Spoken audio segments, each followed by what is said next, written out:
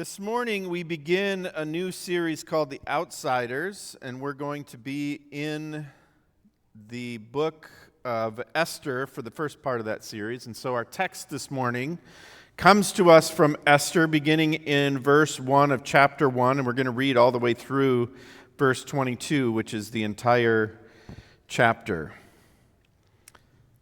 It reads like this: "This is what happened during the time of Xerxes, the Xerxes who ruled over 127 provinces, stretching from India to Cush.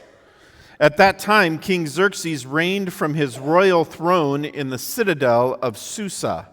And in the 3rd year of his reign, he gave a banquet for all his nobles and officials. The military leaders of Persia and Media, the princes and the nobles of the provinces were present. For a full 180 days, he displayed the vast wealth of his kingdom and the splendor and glory of his majesty. When these days were over, the king gave a banquet lasting 7 days in the enclosed garden of the king's palace for all the people from the least to the greatest who were in the citadel of Susa. The garden had hangings of white and blue linen, fastened with cords of white linen and purple material to silver rings on marble pillars. There were couches of gold and silver on a mosaic pavement of porphyry, marble, mother of pearl, and other costly stones. Wine was served in goblets of gold, each one different from the other, and the royal wine was abundant in keeping with the king's liberality. By the king's command, each guest was allowed to drink with no restrictions, for the king instructed all the wine stewards to serve each man what he wished. Queen Vashti also gave a banquet for the women in the royal palace of King Xerxes. On the 7th day, when King Xerxes was in high spirits from wine, he commanded the 7 eunuchs who served him, Mehuman, Biztha, Harbona, Bigtha, Abagtha, Zethar, and Carcass, to bring before him Queen Vashti wearing her royal crown in order to display her beauty to the people and nobles, for she was lovely to look at. But when the attendants delivered the king's command, Queen Vashti refused to come. Then the king became furious and burned with anger.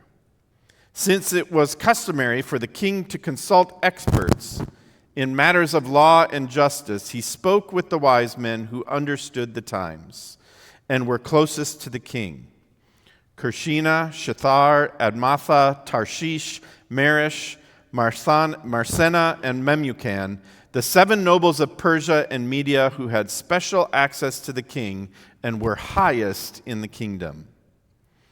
According to law, what must be done to Queen Vashti? He asked. She has not obeyed the command of King Xerxes that the eunuchs have taken to her. Then Memucan replied in the presence of the king and the nobles: Queen Vashti has done wrong not only against the king, but also against all the nobles and the peoples of all the provinces of King Xerxes.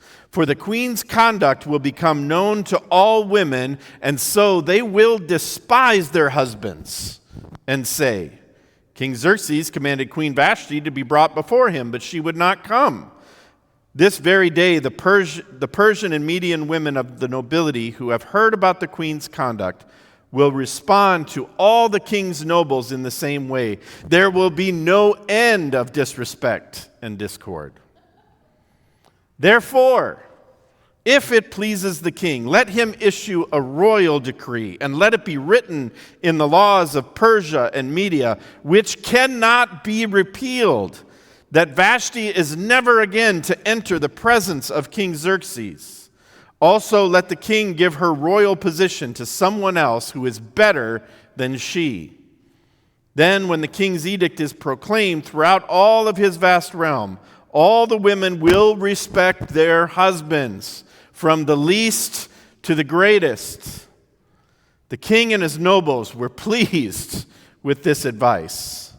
So the king did as Memucan proposed. He sent dispatches to all parts of the kingdom, to each province in its own script, and to each people in their own language, proclaiming that every man should be ruler over his own household using his native tongue. Amen. Please join me in prayer. Bless us this day, O Lord, with vision. May this place be a sacred place, a telling space, where heaven and earth meet. Amen. So as Peter mentioned, we begin this morning a series called The Outsiders, and we will be journeying through Esther and then Ruth for the fall. And this series is a look at how the powerless can lead from the margins and how God operates in the in-between spaces even when he is seemingly absent or only present at the margins.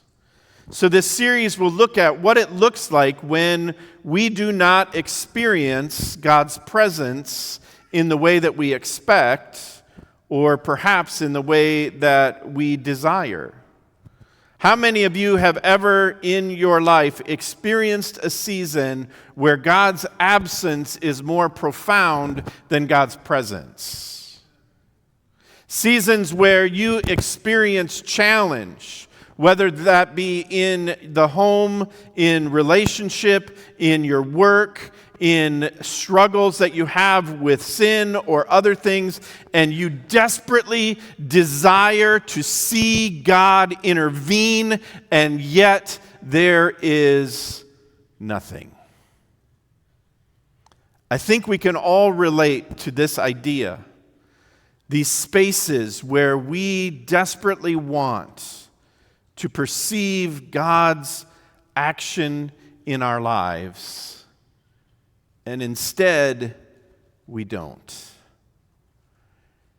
But then the amazing thing is, as time goes on, and as our journey continues, there are oftentimes other seasons when we can look back and see that God, in fact, was present in the midst of those challenges.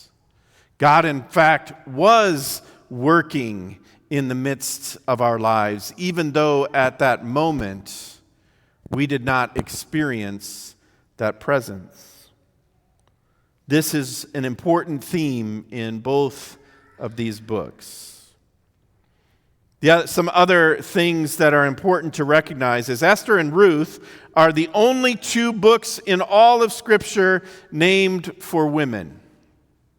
And it is also kind of amazing that both of these women are outsiders in one way or another. Esther is an outsider as she is a Jew living in Persia in exile.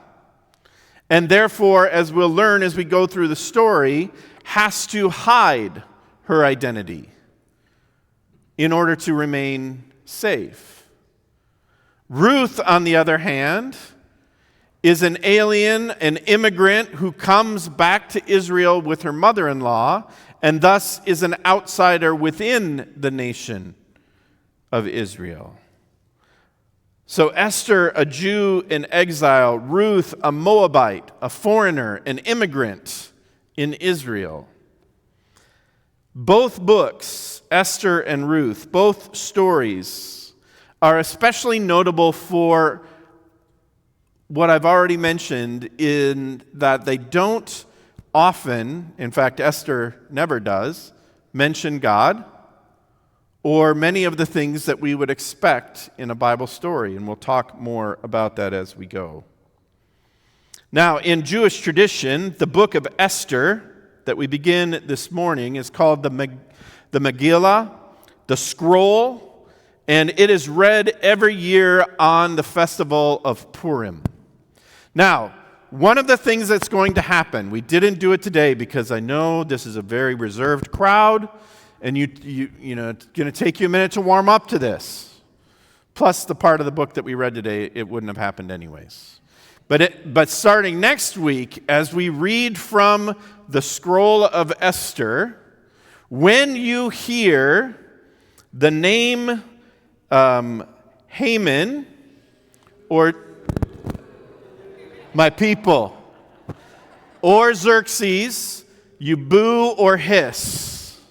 When you hear the name of Esther or Mordecai, you cheer.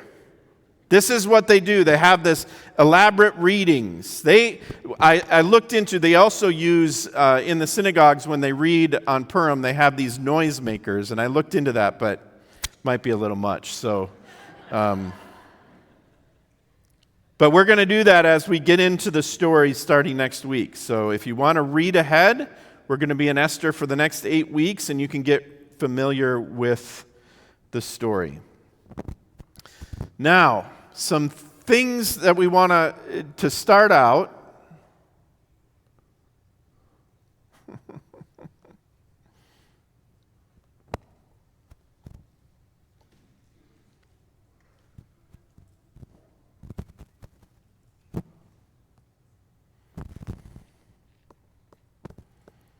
Okay, we're going to go without the slides. Excellent.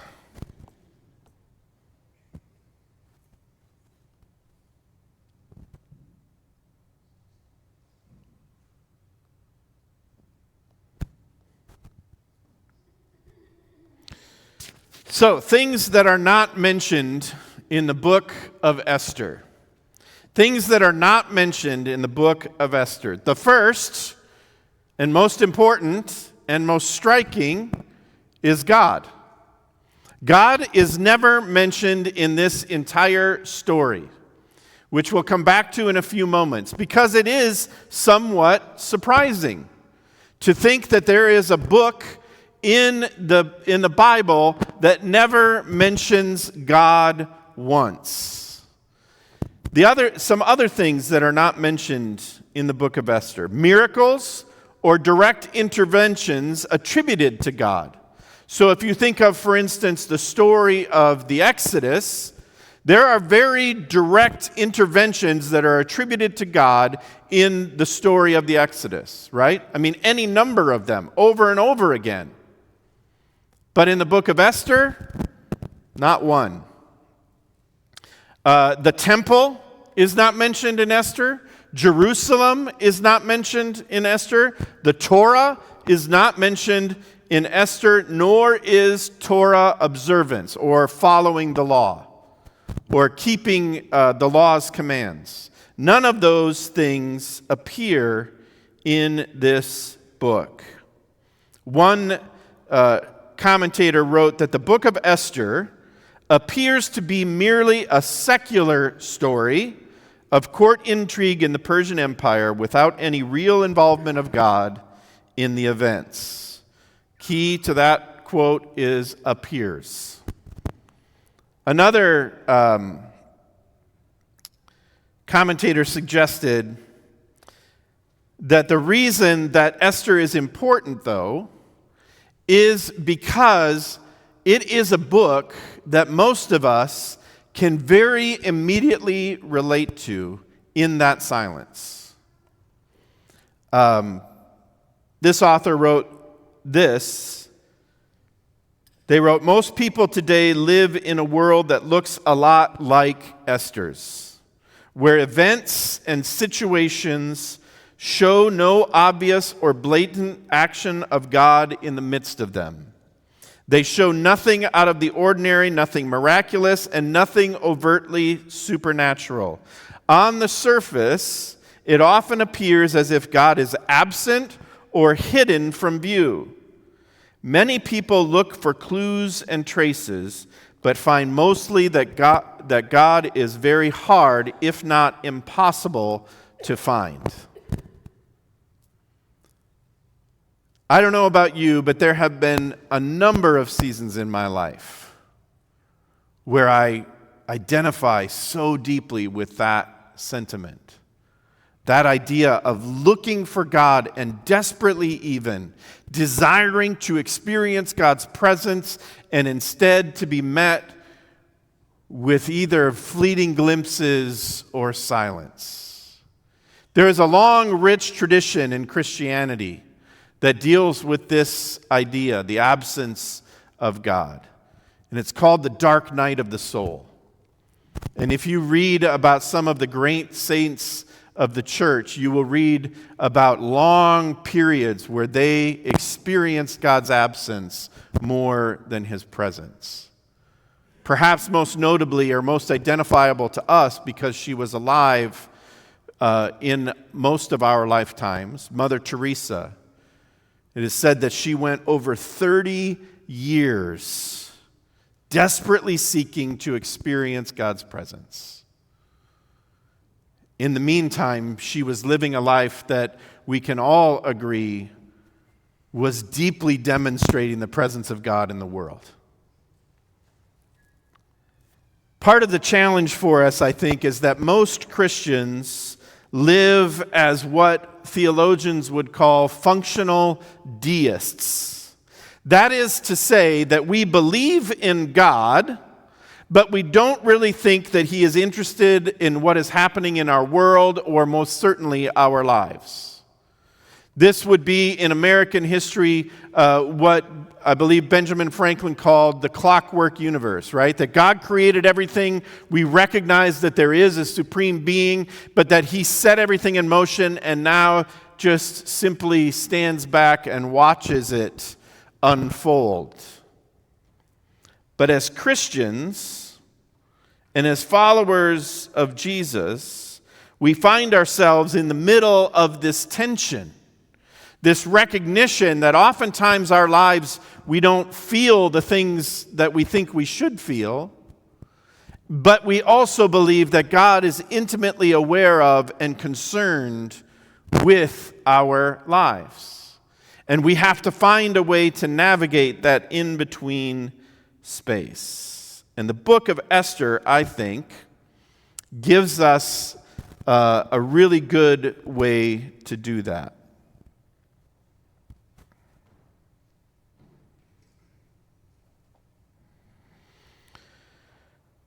So one of the things that as we're beginning this book, and as we've talked about already, this idea of Esther being kind of a secular story, there are or have been in history a number of theologians, much like if you remember way back to the beginning of our series in Revelation, we talked about how both Calvin and Luther, the great reformers, had very little time to deal with Revelation. They didn't want to touch it. They didn't think it was worthwhile.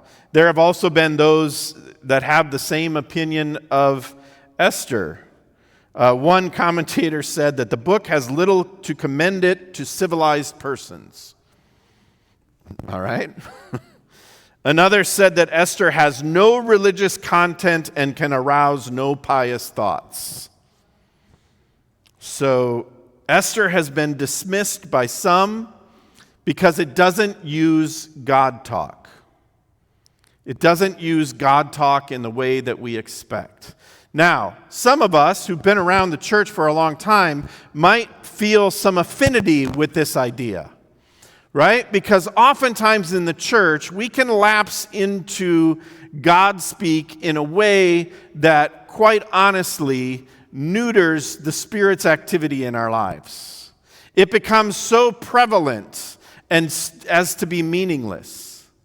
And we turn everything into something spiritual, so much so that nothing is in fact spiritual. And most of us recognize that we have those seasons when we don't feel that God is active.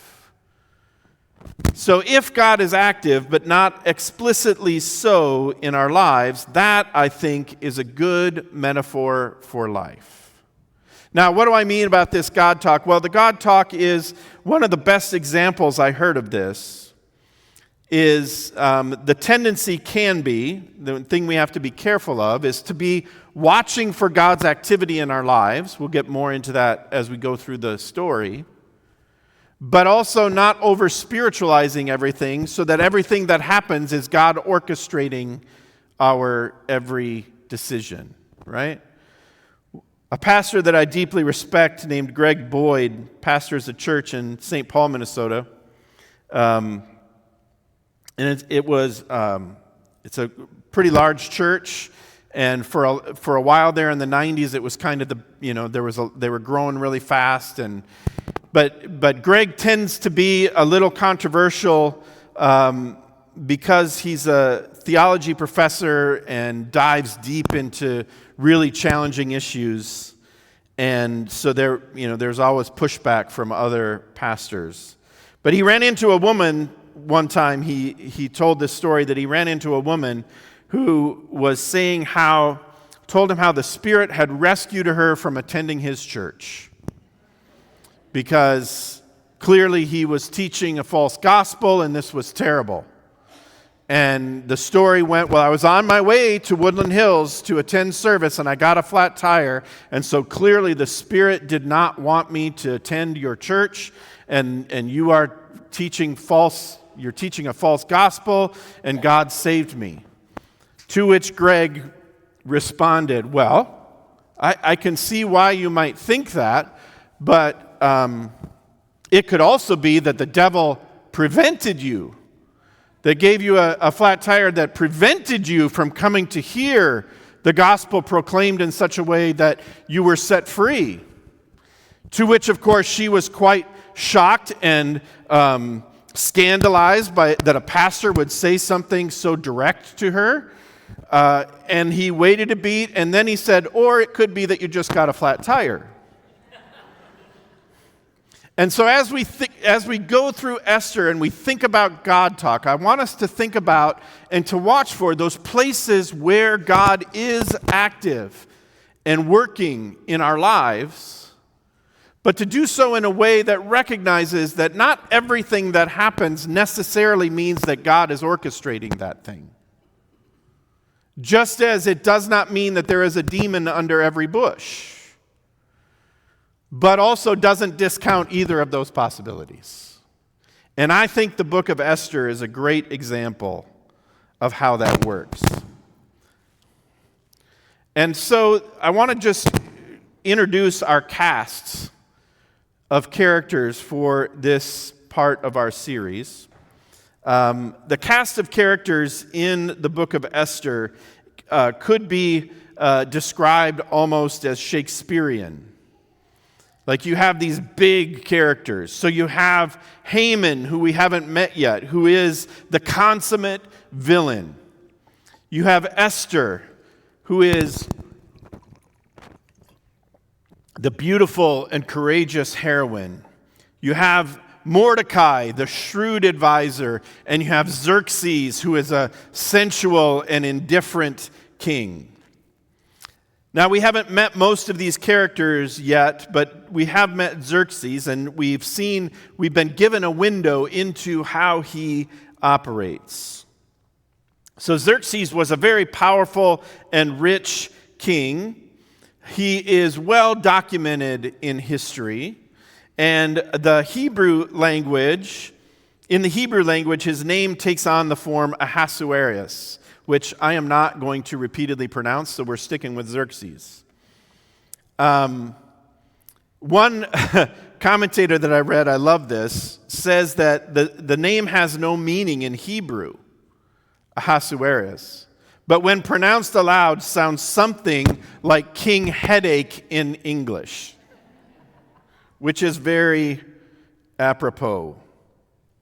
Another commentator remarks that Xerxes is clearly a powerful king, but he is also a buffoon who is driven by the combination of wine and a desire for honor. He shares this combination with Haman, but an important distinction between them is that Xerxes is a consistently unknowing figure. So Haman, Mordecai, and Esther, we will get to next week. But Xerxes, we're going to spend some time with this morning. So chapter 1 begins with a great celebration. verse 1 sets out the context, that this is the Xerxes who ruled over a vast empire, and he was ruling at that time from his palace in the citadel of Susa, and it is the 3rd year of his reign. And all of the military leaders of Persia and Media, the princes and nobles, were present. The text goes on to say that for a full 180 days he displayed the vast wealth of his kingdom and the splendor and glory of his majesty, and this was like a 180-day advertisement for the power of Persia and for the wealth of Xerxes, and to demonstrate how great that power and wealth was. So this goes on for 180 days. Then at the end of the 180 days, King Xerxes throws a party. 7 days of feasting, it says. So a banquet lasting 7 days in the enclosed garden of the king's palace, which if you go online and you type in Xerxes Palace archaeology, they have discovered this palace. And the amazing thing is that the details that are laid out in this text are verifiable in the archaeological discoveries that they have made. And so it was a vast palace, and this idea of a garden where the banquet took place, one of the interesting little tidbits that I read was that the word that is used to describe that garden is the word that we get paradise from, to give you an image of what this garden must have looked like. At any rate, the king throws this amazing banquet, and wine was served liberally. And the king's command was that each guest was allowed to drink with no restrictions, for the king instructed all the wine stewards to serve each man what he wished. So if you appreciate fine wine, you might imagine going to a very wealthy person's house who has a very extensive wine collection, and they just say, whatever you want, no restrictions. You can have the most rare wine, you can have whatever you want. It's all for you, and you can drink as much of it as you want. Then it goes on that the NIV in verse 10 says, on the 7th day, when King Xerxes was in high spirits from wine, which is a good description, but not quite as good as the NRSV has when the king was merry with wine.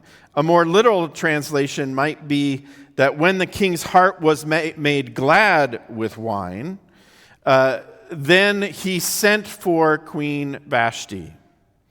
And a couple of things before we get to this request. The drinking and intoxication was part of Persian culture, and in other Middle Eastern cultures as well. The belief was that drinking and intoxication puts you in closer touch with the spiritual world. And so what they would do is they would make decisions while intoxicated. So they would have these great feasts, and they would have very deep, heartfelt conversations while their hearts were merry. We'll put it that way.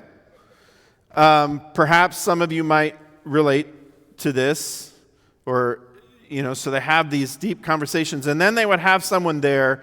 The master of the house would be there, listening, taking everything down, and then they would evaluate those decisions the next day while sober, and either affirm or reject them. So the tendency might be for us to make this about, moral lessons. So we call this in theology or in exegesis, an exemplary approach. In other words, you look to the text for examples of how you are to live or how you're not to live. And so there have many scholars have used an exemplary approach to interpreting this book. I think it's in part, and I get this, listen, it's a challenge for us preachers to find, our job is to help find what it is that we're supposed to learn from the text. But when we're reading a text where God is seemingly completely absent, it gets a little rough. And so you have to kind of like come up with your message, right? So I get it. I'm not casting any aspersions, but the exemplary approach would be then to read this text, and guess what happens in chapter 1? Well, chapter 1 becomes about the evils of alcohol. And so how that's, you're not to drink and all these different things. I am not arguing for the use of alcohol, but to make this first chapter about the abuse of alcohol is to miss the point. Now, the other danger with the exemplary approach that happens particularly with Esther, particularly in recent times, is to turn Esther into a feminist kind of rallying cry. We'll get to that in a minute. My point is this, that both of these approaches is missing the forest for the trees. Because all of chapter 1 is to tell us, as one commentator put it, the point is that the Persian court was not a safe place because Xerxes held great power and he wielded it unpredictably, making decisions from dubious motives with impaired judgment. So the idea is not that to spend all our time talking about the evils of alcohol. I'm also not going to argue for the benefits of alcohol. That's not the point. The point is to show that this is what was going on. It's also another example of why it's important to recognize, cultural context. At any rate, Vashti is summoned. And the text tells us that Vashti is summoned wearing the crown. Many rabbis historically have interpreted this as meaning that Vashti is to appear wearing only the crown. Now, there are different opinions about this. Either way, Vashti is being summoned to be used as a demonstration of the power and wealth of the king. She's being objectified. Whether she's being asked to appear simply wearing the crown and nothing else, or whether she's being asked to appear in all of her royal, dress, she's being paraded as an object that Xerxes owns. So Xerxes summons her, and she becomes a problem. Because she says, no. No, I won't do it. Long story short, she precipitates a crisis. And the buffoon and his buffoon advisors takes a personal slight and turns it into a national emergency. And they pronounce at the end of chapter 1 that we read, this long screed about what's going to happen. Certainly Vashti is brave and courageous and can be held up as a feminist icon for saying no in the face of the objectification of King Xerxes and that culture. But that again is not the point. The point is that chapter 1 serves as a setup for the whole story. Xerxes is a mercurial and reckless ruler surrounded by windbags, mostly concerned with their own power. When you read the second half of chapter 1 and Memucan is giving him all this advice, you might, if you're paying attention, notice that Memucan's not so worried about the nation or Xerxes himself. He's worried about what happens when he gets home and his wife decides to say no. And all the guys around him are like, oh yeah, I see that coming. We got to put a stop to that. This is also known as patriarchy. Vashti is brave and courageous in her no. That courageous no got her perhaps what she wanted in the first place, was to never be in Xerxes' company again. Maybe. The text doesn't say that, but it also doesn't say that that's not true. She's brave and courageous, and ultimately she gets exiled. And it serves as the opportunity for Esther's rise, which we will begin to see next week. It is also the first of many coincidences that show God's hidden activity in this story. And as we go through, there's a phrase that we will hear over and over again that points out the coincidence that's happening, that ultimately leads, spoiler alert, to Esther's rise as queen and her ability to save her people from genocide. And it's coincidence after coincidence after coincidence. That's where God is in the story. And so we're going to learn and work at seeing between those lines. As we close, it is striking to me to think of these two women outsiders, both of whom lived and exemplified stories of God's presence in the midst of hardship and the way that God delivers his people, even and perhaps especially when we are outside of power, when we are outside of the main structures of our culture, how God is at work even in those places. And so as we come to the table this morning, we are reminded that we, all of us, you and me, were once far off from God. And then it is at the table that Christ threw open the doors and said, "Come to me, all you who are weary, all you who are desperately seeking God's presence, and meet me at the table. For it is my table, and you are welcome at it." Amen.